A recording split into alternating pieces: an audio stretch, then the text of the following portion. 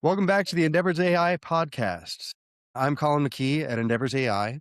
We focus on integrating AI into operations to create measurable leverage inside firms. Today, I'm joined by Tim Semelroth, managing partner of the largest injury and disability firm in the state of Iowa. Tim leads a full service plaintiffs firm handling personal injury, workers' compensation, employment law, and disability cases. And he's teaching AI at the law school of the University of Iowa. So, Tim, you're not only talking about AI, you're implementing it at scale inside a high volume plaintiff firm. Let's start there. What does AI actually look like inside your practice today? Well, it is used for all sorts of things whether it's summarizing medical records, whether it is helping organize medical expense summaries. We are using it to help do first drafts of answering written discovery. We use it to analyze expert reports. I mean, I could just go on and on. It really does touch every step of the process in our firm. So, you said that you're less interested in abstract ethics debates and more interested in what lawyers can actually do next week. So, what are 2 or 3 practical applications lawyers should be implementing immediately? So, yes. So it's not that I am poo pooing ethics. I mean, those are non negotiable things. Keeping our clients' information confidential, making sure that we are aware of how the tools that we're using work and that we're using them competently. But that is, in my experience, what everybody's talking about right now. That's what law professors are writing articles about. And, you know, my biggest fear is that we have lawyers who are just saying, wow, that seems really complicated. I'm going to stick my head in the sand and not worry about AI at all. And I think that's a huge mistake. So when I speak to practicing lawyers, my focus is, hey, here's something you can go do next week. And so, it can be something simple like if you're in litigation, we all have the opposing counsel who is setting you up for the motion to compel by sending you a 3-page long letter explaining all the deficiencies in your discovery responses. And I know that when I get those, I'm like, oh, what a drag. It's like I have to go through this and parse out line by line and how to respond. And so I love taking a really long email like that or a really long letter and just dropping it into an AI tool and saying, okay, identify all of the things that he says that he's entitled to. And, now I have my checklist and now, this is how I'm going to respond to each of those things. That is one, that's one use. Another thing, one of the questions that, you asked me before we got on was about, what has made the biggest difference in your practice in the past 12 months? For me, it is Claude, using a Claude device, an AI-powered voice recorder. I'm old enough that when I started practicing law, they would send the associates into the library with a dictaphone and you would dictate, deposition summaries or, case memos. And really, that didn't last for me very long because I was kind of one of the generation where we were typing everything, right? And so I'm just like, I don't want to use a dictaphone. I can type faster than I can dictate with punctuation marks and all that sort of stuff.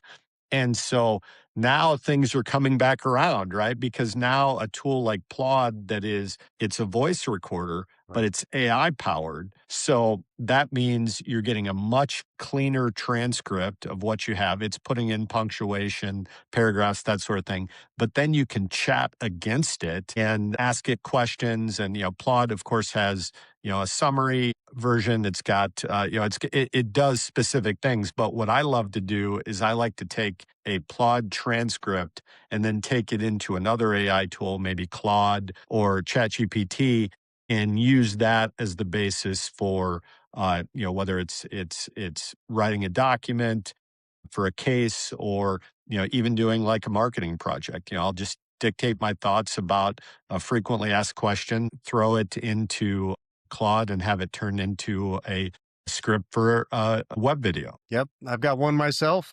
Neither of us are sponsored by, but maybe we should look into it because, we can both kind of sing its praises. It does make a huge difference.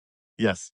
So what about, has AI improved intake quality or speed in your firm? Yes. So one of the ways is, there are things that we all know that we should do. It's sort of like exercise, right? It's like we've known for years that we should be recording our intake calls and we should be listening to them, both from a standpoint of quality control, making sure that the people who are doing this first touch with our potential clients are following the scripts or asking the right questions or not doing something wrong. So like that's like 20 years old, right? Like people have said that forever. But busy lawyers have never really had the time to listen in on that. So I've always chalked that up until AI. It's like, well, yeah, if I had more time, I would do that, right? But now you can drop of all of your intake calls into AI and have it graded based upon criteria that you think is important, Mhm. and you can just get a report that says, okay, well, here were this number of calls, and here's how they graded. And so now you can really supervise your intake staff and coach them, and at a level that you just couldn't do Right. before we incorporated AI into our intake process. Yeah. Yeah. Well said. So you also mentioned that podcast transcripts and online content are increasingly being digested by AI tools. Are you thinking about visibility any differently in the age of AI research? Oh, absolutely. I mean, that's why we're talking, right? Is because you know, if you look right now, if you do a search on Google, and of course, the AI overviews are are that is something that Google is pushing to try to continue to be relevant in the search game. If you do that, do any question, like what are the most important things to do after a car accident in Iowa, right? Uh, and then just click on the AI overview, you will see web videos pop up. It's pulling from YouTube because, of course, the relationship between Google and YouTube. And so, what you have online in terms of a podcast interview like this, a web video that you put on your YouTube channel, those are being digested by Google, by any large language model. And when people are asking very specific questions, if you've got the resources out there, it's pulling from those things. So if you ever need help convincing somebody to be a guest on your show, I will tell them that this is the easiest way to make sure that you are feeding the beast. And especially when you get asked questions that potential clients or referral partners want to know. Yep. Yep. You got to get out there to be discoverable, right? So, do you think that law firms, especially now that you're teaching, are law firms understanding how AI will reshape attorney discovery? I don't think on a big scale yet, not compared to other industries, right? Like, so, I mean, if you compare where, let's say, insurance or medicine or other industries are further along in their AI journey than lawyers are. And that's in part because, we're a lot of small business owners, right? Even, it's like we have the largest injury and disability firm in Iowa. We've got 19 lawyers spread out over 3 offices, but we're still a small business by most metrics. And so that means that somebody at each of the firms has to say, okay, we're going to commit to this. We're going to figure out how we can incorporate AI into each aspect of what we do. And then, the biggest problem, it's not a problem for me because we do almost exclusively contingency fee work.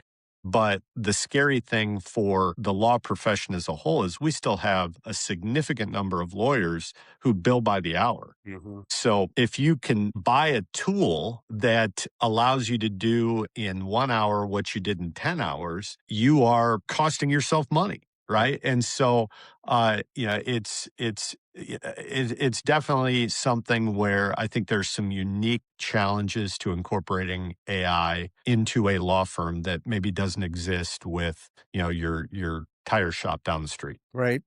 And doing it, without a structured plan in place can be very, very costly in your field as opposed to, oh, whoops, just made some small mistakes. There's not really small mistakes when it comes to, to law practice, Yeah, the rules of ethics are not optional, right? right? And so, yeah, we have some hurdles that we have to overcome in using AI that a lot of industries do not. Right. So you mentioned you spend a good amount of money to make the phone ring. So what did your intake audit reveal that might have surprised you when you did audit that? Well, it's our frontline staff is pretty good. I mean, but there are always curveballs, right? When you're talking with the public that maybe you don't realize that this is a case that we can help with or this is not. And so, I mean, one of the big things I realized is you constantly have to be educating your staff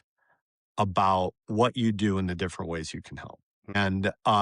And you want to do it in such a way that they are enthusiastic about recommending you. I mean, we don't walk around our offices and tell, our paralegals or, our receptionists, like, do you realize how awesome I am? Do you realize what a good job I do doing this? But they need a little bit of that when they're on the phone with somebody. It's like when somebody says, this horrible thing just happened to my family. You want somebody on the phone who says, my gosh, that's terrible, but you're in the right place because we have just the lawyer that you need to talk to. And so that's one of the things that I did not appreciate, that we probably don't do it a good enough job keeping everybody in the loop about how talented the lawyers that we have in the firm are and all of the different ways that can help people. So you spoke a little bit about the Smith AI service and compare and contrast that to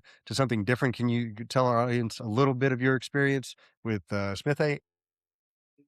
Sure. So, I mean, that's their name, Smith AI, right? But we didn't hire them initially to do like, it wasn't like an AI service. I mean, we hired them because one of the things that we recognized, particularly post COVID, is people, they're ready to make a buying decision faster than they ever have before. And so if your phone if somebody's not answering your phone 24/7, then you are going to miss out on potential cases, because when somebody has built up the courage to call a lawyer, because that's a scary thing. I Sure. mean, and so it really does take it does take an effort, to say, it's like, okay, you know what, I need a lawyer and I need to call one. When they overcome that mental block and they get your voicemail, they're not going to say, oh, well, I'll just wait for them to call back. Right. They're moving on to the next person because they can go online and they can get a bunch of people. And so we hired Smith AI to do our after hours and our overflow during business hours phone answer. And they did a fine job with that. At the time, they did not offer a option where they could actually sign people up if they met criteria. Now, they may do that now. Hopefully I'm not talking down, what their capabilities But are. that's not the goal at all. Yeah. Yeah. But what became important for us, and the reason why we decided to make a move, is that there are some people who are ready to sign up a lawyer right now, and you've got to meet them where they are. And so the person answering the phone after hours, as long as you've given them clear criteria about what type of cases you want, what is a probably case, then that you want to have somebody empowered who can say, I'm going to text you a contract right now that you can e-sign. Yep. And so I think that's essential in 2026, and that's why we moved to a different answering service. Yep. Yeah, and it might be hard to quantify. Let me ask you anyway. As opposed to your normal hours, and even having something after hours that answers the phone, instead of just a voicemail. When there's no friction, no lost calls whatsoever, what does that mean financially? Like, do you know comparing one to the other? Did you guys track that? Well, the thing is we're always doing like 5 things at once, Mm. right? And so it's not a true A/B test, right? Because we're always trying new ways to get the phone to ring. Yep. And so it's not just that. But what I can tell you is 24/7 phone answering combined with using a service that has the ability to sign people up if they meet your criteria is one factor in why, I mean, we're a very mature firm. We're over 30 years old and we're not in a huge place. So maybe these numbers are impressive to people. But I mean, we're doing 15% growth year after year, even though we've been around for a long time. And one way that I think we're able to keep that up is because we have after hours and overflow answering service. Yep. I mean, either way you slice it, taking away any barriers to entry is a good thing, right? Yep, There's absolutely. nothing out there, so take them away if you can. So cool. So you made it a rule in your firm that customer grade AI can't be used for casework unless the firm provides like a professional account. So why is that so important? Well, because of a lawyer's duty to keep client information confidential, and that is a tenet of the practice of law. As most people, I think, who if they're listening to this, they probably know that a free AI account is they're going to whatever the LLM is, they're going to train on whatever data you're uploading into their system. And the only way that you can opt out is if you pay. And then there are other concerns with regard to, whether or not, where that information goes that you need to be confident in. And so, the problem is, and I think I said this to you when we had our pre podcast interviews.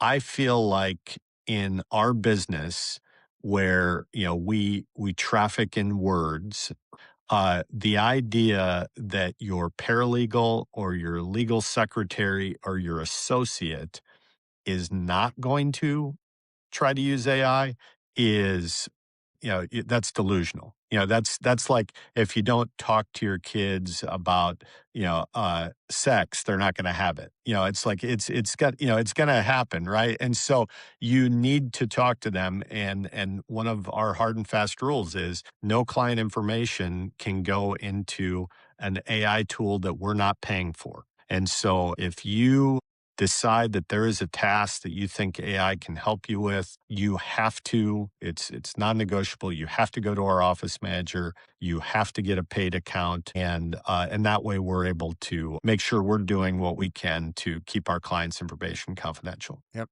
It's very good information. And I bet you there's still some people that aren't aware of that. So it's a good thing to bear in mind. So, Mhm. all right. Well, you testified as an expert and used AI to simulate cross examination. Could you walk us through how that went? Yes. So I've been practicing law for 28 years, and this was a first for me. I was hired to be an expert witness in a case that involved thousands of pages of medical records that I had to be familiar with. So, like is fairly common, you write your report, and that report is due months before trial. And oftentimes, doesn't have to happen, but oftentimes, then after you issue your report, the other side will hire an expert.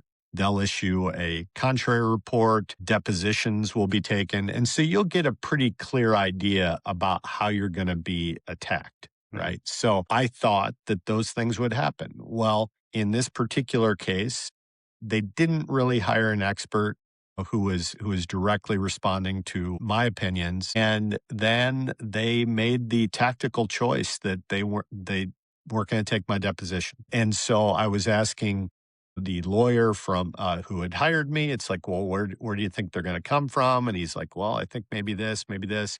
And so what I did was I took my report, I put it into a LLM tool that I would, had sufficient confidentiality protections. And I asked it to simulate, it's like, well, how would you cross-examine me? What are the weak points in my testimony, or what parts of my opinion do you think are grounds for maybe attacking my credibility? And so that was helpful. Not that those are the questions that I was asked, but it really did force me to go back into the records that I hadn't looked at for months. And it's like, oh, I need to look at this record again, or how would I answer that? Well, let me go look up at this again. And so it was a really great way to get back, to get the case top of mind. And then what I did was I took my report, I took all of these simulated cross examinations that I had done with AI, and I put that into my secure version of Notebook LM. And then I had it create podcasts. And so I had to be in court about 45 minutes away from where I live on 2 different days. And so each day I drove to the courthouse listening to a podcast that was based upon my report and the cross examinations. And it was just a nice refresher. And so I felt very comfortable when I was on the stand, because I even though the really heavy reading I had done almost a year before, it was all fresh in my mind when I was Yep. questioned. Yep. Goes back to, your exercise analogy. You're getting your reps in, you're keeping it fresh, and it's a way for, the technology to help you do that and, to kind of spar with it. That's brilliant. So cool. Look, I always like to look towards the future around the conclusion of the podcast. So what separates plaintiff firms that will thrive over the next 5 years for those that will fall behind, in your opinion? Sure. So, and this is a good question. I was thinking about it, and I think for plaintiffs, I think AI can help you figure out what lane a plaintiff's personal injury case is in. Is it in the category that needs to be settled, or is it in the category that needs to be litigated and potentially tried? And you can figure that out a lot faster, and I think AI gives you ability to figure that out faster. I think it gives you the ability to communicate that with your client sooner, and then once you're in that lane, your time is going to be used much more efficiently, right? And so I think that's the key, because some cases need to be tried, and that requires a certain level of commitment and a certain level of staffing. And then there are other cases that, they just need to be settled. And so it's processing the medical records, making sure you've got all the documentation the insurance company needs, and getting that demand to the insurance company as fast as possible. And then what brings it all together is it's the client education. The sooner you can figure that out about each case, and then have that human contact with the client where you say, okay, here's where I think it's going to be most beneficial to go, and we're going to have a team in place that's going to get you there, then I think that's going to translate into uh, better customer reviews, right? Because you are giving them a very clear path of what they need to do to meet their goals. Yep. Time's a very precious resource, especially for those billing by the hour, right? So Mhm. make the best use of it as possible. So to close up, one final question. If a mid-sized firm wants to modernize intelligently, like your firm has, where do you think they should start? Well, I think you need to decide whether or not you realistically are going to have the expertise in house. Okay. And the reason why is because, when you use AI tools, you have to read the user agreements, right? You have to understand how things are changing. I mean, to teach this class I'm teaching at the University of Iowa, it's like I'm listening to podcasts every day. I'm on like 4 different AI specific newsletters that I subscribe to. And because everything is changing so fast. So either you're going to have somebody who's going to do that in your office, or you need to consult with somebody who's going to be able to keep on top of that for you. And so, I mean, I think that's the key choice that you have to make. Are you going to develop the in-house expertise, or are you going to hire the expert? But what you can't do is just ignore it.